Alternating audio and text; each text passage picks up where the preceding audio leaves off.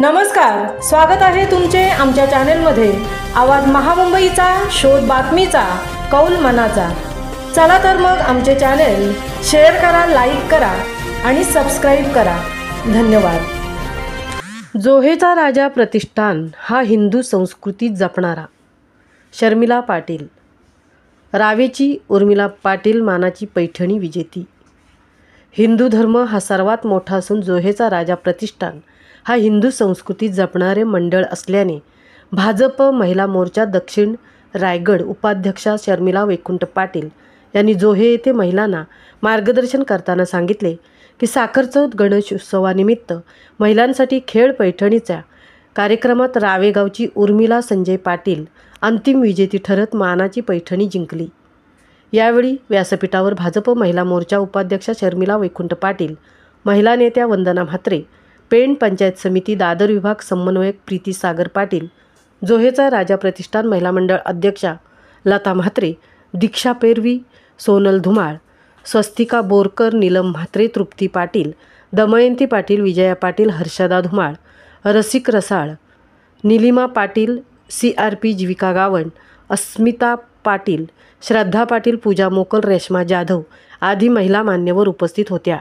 यावेळी बोलताना शर्मिला पाटील पुढे म्हणाल्या की जगात हिंदू धर्म सर्वात मोठा असून आपली संस्कृती ही महान आहे। आपणच आपली संस्कृती जगाच्या कानाकोपऱ्यात घेऊन गेलो पाहिजे। जोहेचा राजा प्रतिष्ठान हा आपल्या हिंदू संस्कृती जपणारं मंडळ असून दरवर्षी महिलांसाठी विविध कार्यक्रम राबवित असतो। यापुढे पेण तालुकाच नव्हे तर रायगड जिल्ह्यातील महिलांना कार्यक्रमात सहभागी करून घ्याव्यात असे शर्मिला पाटील यांनी आवाहन केले। जोहेचा राजा प्रतिष्ठान महिला मंडळ आयोजित खेळ पैठणीचा या कार्यक्रमामध्ये पेण तालुक्यासह रावे, दादर, कळवे, हमरापूर, जोहे, वरेडी, उरनोली, सोनखार, कोपर, डावरे आदी गावातील शेकडो महिलांनी सहभाग घेतला होता। जोहेचा राजा प्रतिष्ठानचे हे 13वे वर्ष असून दरवर्षी विविध समाजोपयोगी उपक्रम घेण्यात येतात। यंदाही प्रतिष्ठानतर्फे महिलांसाठी खेळ पैठणीचा हा कार्यक्रम आयोजित करण्यात आला होता। सदर कार्यक्रमाचे सादरीकरण प्राध्यापक अक्षय पाटील रावे यांनी केले, तर स्पर्धेच्या अंतिम फेरीमध्ये रावेगावच्या उर्मिला संजय पाटील यांनी अंतिम विजेतेपद पटकावत मानाची पैठणी जिंकली, तर द्वितीय क्रमांक उर्मिला प्रभाकर पाटील रावे यांनी तसेच लकी ड्रॉ पूजा आकाश मोकल कळवे यांना मिळाला।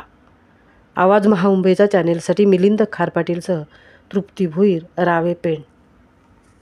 सर्वांना मी शर्मिला वैकुंठ पाटील नमस्कार करते। आज आपण एका सुंदरशा सोहळ्याला इथे एकत्र जमलोय, तो म्हणजे खेळ पैठणीचा। पैठणी ही फक्त एक साडी नसून ती आपल्या संस्कृतीची, परंपरेचा एक जिवंत वारसा आहे आणि तोच आपण ह्या पिढ्यानपिढ्या पुढे नेला पाहिजे। आजच्या आधुनिक युगात महिला किती सक्षम झालेल्या आहेत आपण पाहिलेलं आहे। असं जगात कुठलंच क्षेत्र नाही जिथे महिलांनी आपलं अस्तित्व निर्माण केलेलं नाहीये। मग ते राजकीय असो, शैक्षणिक असो किंवा आर्थिक असो, विज्ञान असो, असं कुठलं क्षेत्र नाही जिथे महिलांनी आपला दबदबा निर्माण केलेला नाही आहे।